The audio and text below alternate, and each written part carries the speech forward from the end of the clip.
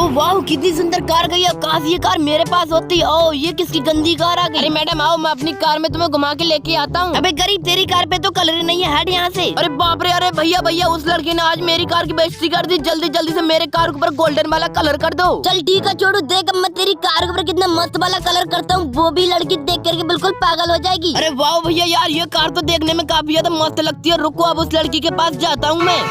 ओ madam अब बैठ जा, देख मेरी कार के ऊपर कितना मस्त कलर है। वाह क्या कार है ये तो, चलो चलो।